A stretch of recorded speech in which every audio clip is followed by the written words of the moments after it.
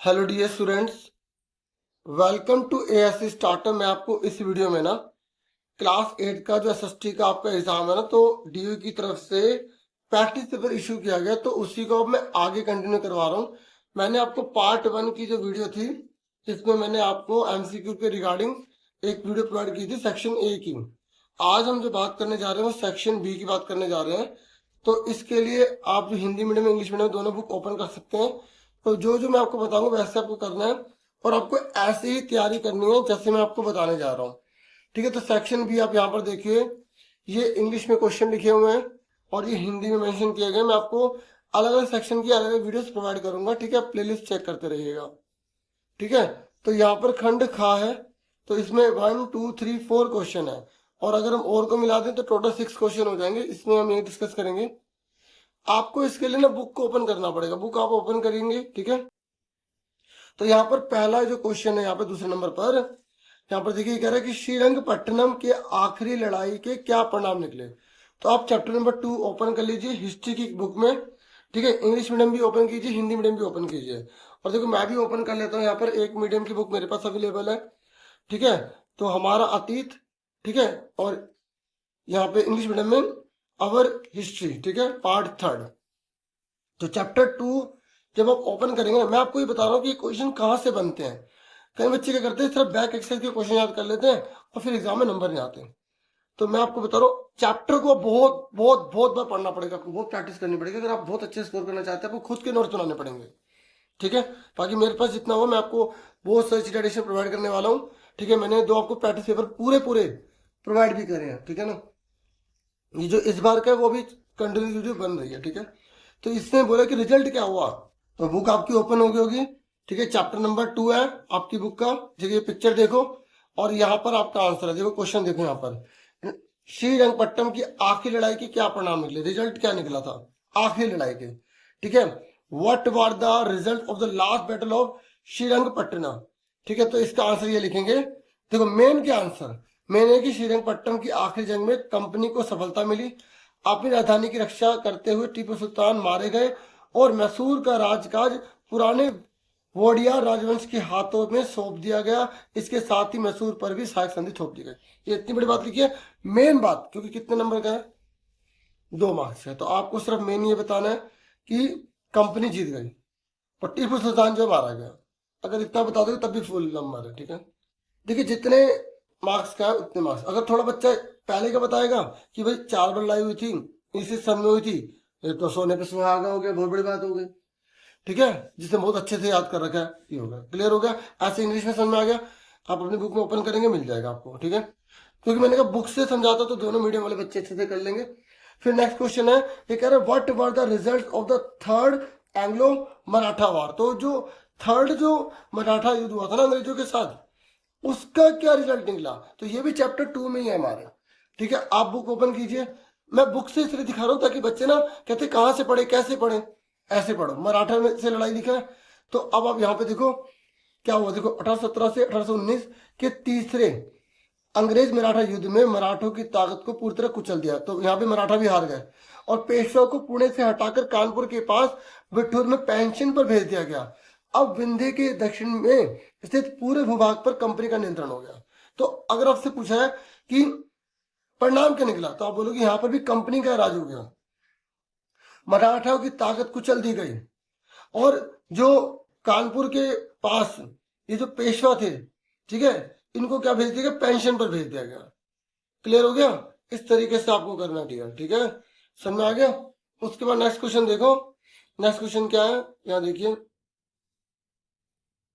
देखिए next question है third, न्यायपालिका के किन्हीं 2 कार्यों को लिख कीजिए। आपसे पूछ रहा है जुडिशरी जो है ना, जुडिशरी, उसके आपको 2 फंक्शन बताने हैं।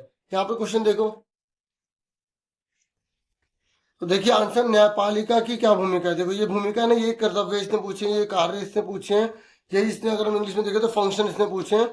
ठीक है, तो आप चैप्टर 4 निकाला होगा आपने। ये देखो, विवादों का निपटारा करना, न्यायिक समीक्षा करना और कानून की रक्षा और मौलिक अधिकारों का क्रियान्वयन करना, ये मेन है। और 2 पूछे तो 2 बता के 2 लाइन लिख दो कि विवादों को निपटारा मतलब सेंट्रल गवर्नमेंट और स्टेट गवर्नमेंट की अगर आपस में किसी बात को लेकर कंट्रोवर्सी हो जाती है, विवाद हो जाता है, तो उसे जुडिशरी सॉल्व करती है। और न्यायिक समीक्षा करना मतलब चेक करना कि जो संसद ने कानून पास किया वो सही है या गलत है, ठीक है। तो में उसे रिव्यू किया जाता है एक तरह से। और कानून की रक्षा करना, ठीक है, कौन करती है? न्यायपालिका करती है। और मौलिक अधिकार जो है ना, वो सही से काम हो रहे हैं नहीं हो रहे, लोगों को मिल रहे नहीं मिल रहे, इसका भी काम करती है कौन? न्यायपालिका, ठीक है। और ये क्वेश्चन भी आ रहा था एग्जाम में कि जो सुप्रीम कोर्ट है, ठीक है, इसकी स्थापना कब हुई थी? 26 जनवरी 1950 को, ठीक है। और अपने पूर्ववर्ती फेडरल कोर्ट ऑफ इंडिया, पहले नाम क्या था इसका? फेडरल कोर्ट ऑफ इंडिया, 1937 से 49 तक इसने काम किया, ठीक है। और पहले संसद भवन के भीतर चैम्बर ऑफ प्रिंसेस में हुआ करता था, ये याद रखना ये, ठीक है। और इसे 1958 में इस इमारत में स्थानांतरित कर दिया गया। ये छोटी छोटी बातें भी आप याद रखा करो, ठीक है। फिर नेक्स्ट क्वेश्चन है, यहां पर आपसे पूछा गया है फोर्थ पे, mention any two features of the Indian constitution. हमारा जो इंडियन कॉन्स्टिट्यूशन है उसकी क्या फीचर है? भारतीय संविधान की दो विशेषता आपको बतानी है। तो क्या है भारत के संविधान की विशेषता? ये आपकी बुक में चैप्टर 1 में है, आपकी जो डेमोक्रेसी की बुक है ना, जो मैंने दिखा रहा हूँ, जिसमें चैप्टर 4 है ये वाला, इसी में आपका, ठीक है। चैप्टर 1 में संविधान की क्या विशेषता है, देखो ये आपकी वही वाली बुक है, इंग्लिश वाले भी ओपन कर लो, पहला चैप्टर है। तो भारतीय संविधान है, ये मुख्य लक्षण लिखा है, इसे तो विशेषता कहते हैं। तो हमारे संविधान की विशेषता क्या है, ठीक है, क्या है इसकी विशेषता? ठीक है, देखो हमारे संविधान में साफ बता रखा है कि संघवाद होगा, ठीक है। दूसरा, संसदीय शासन पत्ती होगी। तीसरा, शक्तियों को बंटवारा किया जाएगा, ठीक है। चौथा, मौलिक अधिकार है इसमें। और पांचवा, धर्मनिरपेक्षता है। तो आप इसमें से कोई दो बता दो।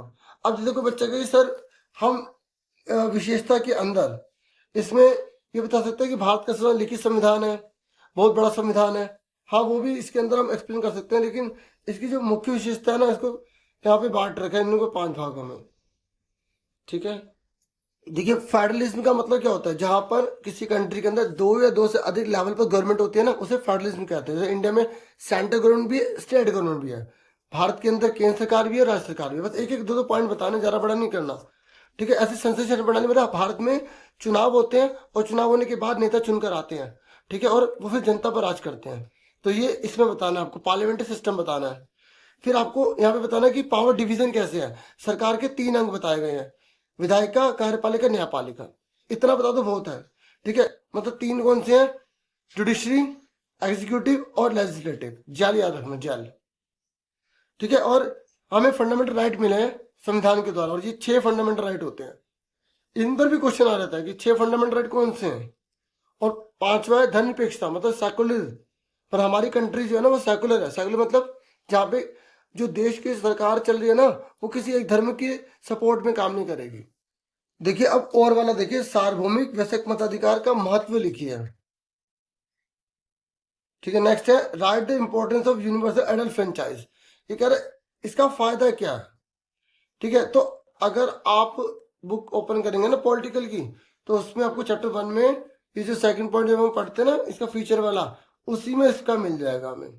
देखो पहले इसका मतलब समझ लो कि ये यूनिवर्सल एडल्ट फ्रेंचाइज क्या है। इसमें क्या है, 18 ईयर और अबव, जब किसी भी कास्ट कलर एज का हो, उस कंट्री के अंदर उसे वोट कास्ट करने का राइट होता है।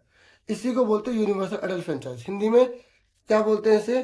सार्वभौमिक वैश्विक मताधिकार। इसका मतलब होता है 18 साल से अधिक उम्र का व्यक्ति, चाहे वो किसी भी रिलीजन, किसी भी धर्म, किसी भाषा, जाति का है, उसे वोट डालने का अधिकार है। इसे कहते हैं सार्वभौमिक वैश्विक मताधिकार। इसका फायदा क्या है? इससे क्या होगा, उस देश के अंदर ना जो है ना, उसे बेगानेपन का एहसास नहीं होगा। जो सरकार बनेगी या जो नेता चुनकर आएंगे उन्हें जवाब देना पड़ेगा। तो इसका आंसर वैसे इसके अंदर दे रखा था।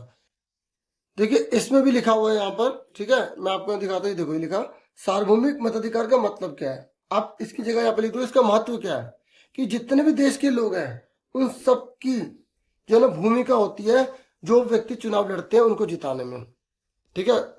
समझे, जो जनता के ऊपर राज करेंगे ना, उन सबको जिताने में किसकी भूमिका होती है? आम लोगों की भूमिका होती है। इसके अलावा हर व्यक्ति खुद चुनाव भी लड़ सकता है, ये इसका महत्व है, चाहे उसकी सामाजिक पृष्ठभूमि कैसी भी हो, मतलब किसी भी धर्म, जाति, भाषा क्यों ना हो।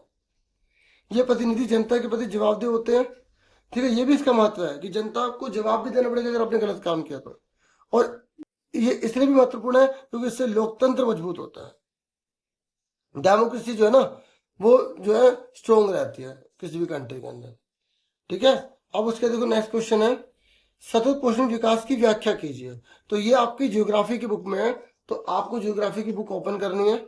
ठीक है, ज्योग्राफी की बुक जब आप ओपन करोगे तो चैप्टर 1 में आप देखोगे जहां लिखा है सतत पोषण विकास। इसका मतलब होता है इंग्लिश में सस्टेनेबल डेवलपमेंट। तो इसका मतलब होता है कि पर्यावरण को बिना नुकसान पहुंचाए आने वाली पीढ़ी और वर्तमान पीढ़ी के हितों की रक्षा करना, संसाधन का सोच समझ कर प्रयोग करना ही सतत पोषण विकास है। रखना यहां से लिख सकते हो आप, यहां से आप बता सकते हो, देखो ये भी आसान लिखा है यहाँ पर, यहां से कर लो, यहां से कर लो, एक ही बात। ठीक है, तो ये मैंने आपसे डिस्कस कर लिया यहाँ पर सेक्शन बी। तो आपसे फिर सेक्शन सी। ठीक है, रिस्पॉन्स देने के बाद अगर आप सब कहेंगे वीडियो में सही बना रहा हूँ, समझ में आ रही या नहीं आ रही, तो फिर मैं और आपके लिए भी वीडियोस लेकर आऊंगा। मुझे कमेंट करके बताइए कि क्या मैं आपको जिस तरीके से समझा रही हूँ सही है। ठीक है, या आपको रट्टाफिकेशन ही चाहिए, मैं क्वेश्चन आंसर लिख के दे दूं, उसी को पढ़ दूं, काम खत्म हो गया। ठीक है, या आपको क्रिएटिव बनाओ कि आप बुक से कैसे खुद ढूंढ सकते हो, कैसे कर सकते हैं। जैसा भी आपकी जो भी राय कमेंट करके बताइएगा। इतना ही था इस वीडियो में। Thank you for watching and listening carefully. Take care.